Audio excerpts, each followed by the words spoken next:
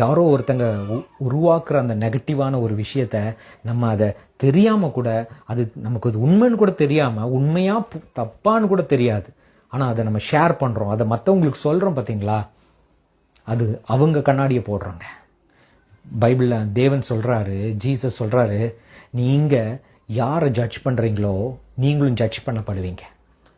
நமக்கே தெரியாது, நம்ம ஒரு கண்ணில மாட்டியிருப்போம். நிறைய பேர் எனக்கு ஃபோன் பண்ணுவாங்க, எனக்கு ஏன் இந்த ப்ராப்ளம்னு தெரியல, எனக்கு ஏன் இந்த சூழ்நிலைன்னு தெரில. ஒன்று சொல்லவா, சில நேரங்களில் பிசாசு தேவையில்லைங்க, நாமளே போதும் நம்மளை கண்ணியில் மாட்டுறதுக்கு.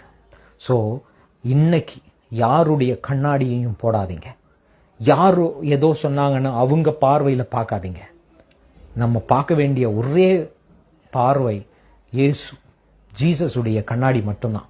அவர் தேவனை பிதாவா பார்த்தார், மற்றவர்கள் எல்லாரையும் அன்பா பார்த்தார், எல்லாரையும் நேசி